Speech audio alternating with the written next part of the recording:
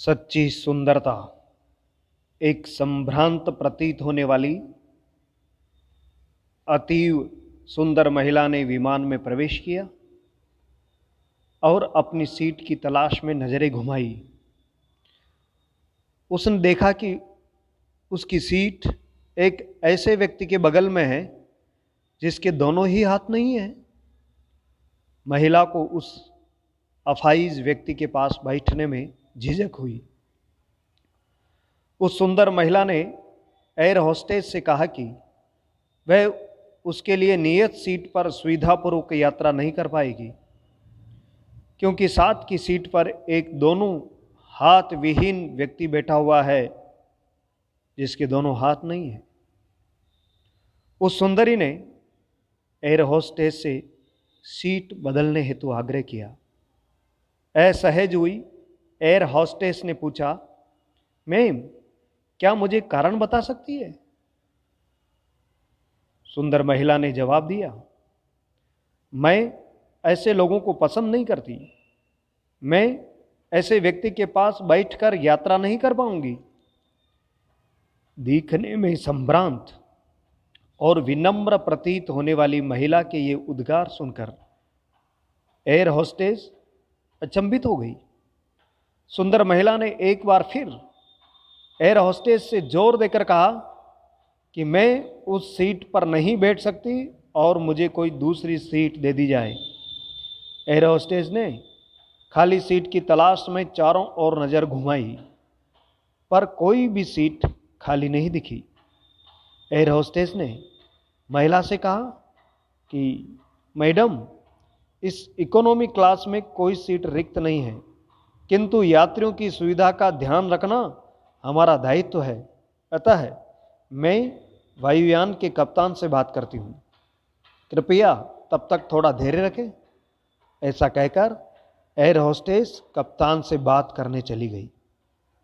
कुछ समय बाद उसने लौटकर महिला को बताया, महोदया, आपको जो असुविधा हुई उसके लिए बहुत खेद है।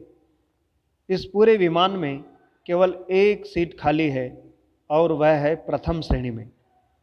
मैंने अपनी टीम से बात की और हमने एक असाधारण निर्णय लिया। एक यात्री को इकोनॉमी क्लास से प्रथम श्रेणी में भेजने का कार्य हमारी कंपनी के इतिहास में पहली बार हो रहा है। सुंदर महिला अत्यंत प्रसन्न हो गई, किंतु इससे पहले कि वह अपनी प्रतिक्रिया व्यक्त करती और एक शब्द भी बोल पाती, एयर होस्टेस उस हाथ विहीन व्यक्ति की ओर बढ़ गई और विनम्रतापूर्वक उससे पूछा, सर, क्या आप प्रथम श्रेणी में जा सकेंगे? क्योंकि हम नहीं चाहते कि आप एक अशिष्ट यात्री के साथ यात्रा करने की त्रासदी भुगतें। ये सुनकर प्रत्येक यात्री ने ताली बजाकर इस निर्णय का स्वागत किया।